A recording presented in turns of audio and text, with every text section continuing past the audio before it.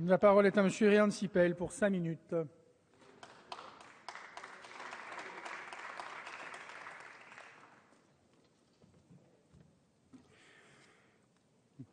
Monsieur le Président, Monsieur le Ministre, Messieurs les rapporteurs, Madame la Présidente de la Commission, Mesdames et Messieurs les députés, mes chers collègues. Le budget de la défense que nous examinons aujourd'hui a répondu à deux objectifs, celui du maintien du niveau opérationnel des forces et celui de la maîtrise de la dépense publique. Au même titre que les autres ministères, celui de la Défense participe des efforts nécessaires au redressement des comptes de la Nation.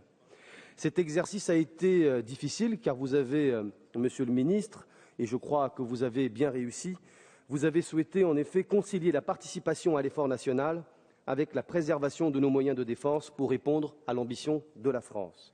Le projet de loi de finances 2013 pour la mission défense est un budget de transition, cela a été dit par nombre d'orateurs, et comme vous le savez, le Président de la République a engagé la rédaction d'un nouveau livre blanc sur la défense et la sécurité nationale, à laquelle j'ai l'honneur de participer.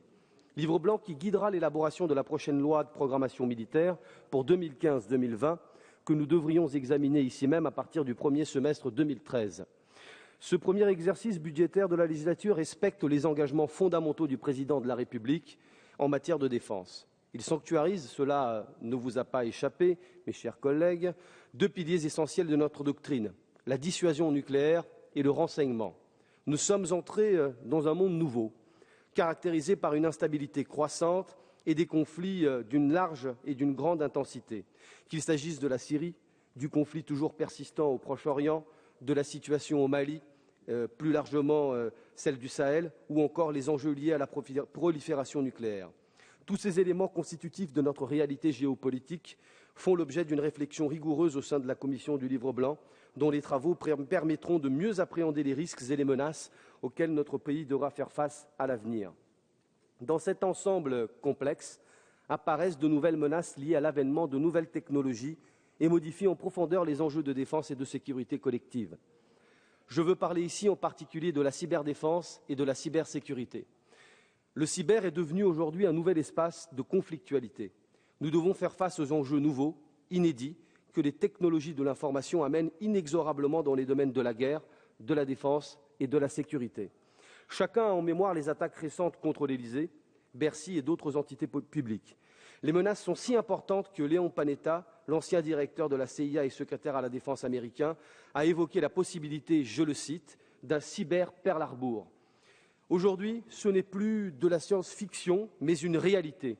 Il suffit pour cela de rappeler les cyberattaques subies en 2007 par l'Estonie, celle du virus Stuxnet qui a frappé l'Iran, désynchronisant ainsi nombre de centrifugeuses chargées d'enrichir l'uranium, ou encore l'attaque cet été en Arabie Saoudite qui a détruit 30 000 ordinateurs de la compagnie pétrolière nationale Aramco. Imaginons donc des cyberattaques contre notre système financier, contre la Banque centrale européenne ou Wall Street, contre nos centrales nucléaires, contre notre système de transport, en somme, contre chacune de nos infrastructures vitales. Ces menaces sont désormais devant nous et nous devons y faire face. Les travaux du Livre blanc consacrent une large part à ces questions essentielles pour assurer notre sécurité nationale. La France peut compter depuis quelques années, vous le savez, sur l'Agence nationale de sécurité des systèmes d'information, l'ANSSI, dont les moyens sont fort efficaces pour se prémunir contre toutes les formes de cyberattaques. Si le cyberattaque représente des risques, et plutôt si le cyberespace représente des risques et des menaces, il est aussi une occasion de conquérir de nouveaux champs à même de créer des emplois spécifiques. Le potentiel de développement est immense et exponentiel pour la création de nouvelles filières économiques. Le cyber fait totalement partie de ces technologies duales dans lesquelles nous devons investir à l'avenir, à l'instar de ce qu'a exprimé ici même notre collègue Jean-Yves Le Déaut. Le budget que vous présentez, Monsieur le Ministre, fait du secteur de la recherche et du développement une priorité en augmentant les crédits de 6% dans le domaine de la prospective et de plus de 11% pour les études de recherche et technologie. Ces efforts nous permettent de préparer l'avenir et de continuer à approfondir la nécessaire recherche dans le domaine de la cyberdéfense. Car ce pas me semble particulièrement important. Nous faisons aujourd'hui quelque chose qui marque notre volonté de répondre concrètement et dans la durée à l'ensemble des enjeux que la France aura à relever dans les années à venir pour lui donner les moyens correspondant aux ambitions de notre pays.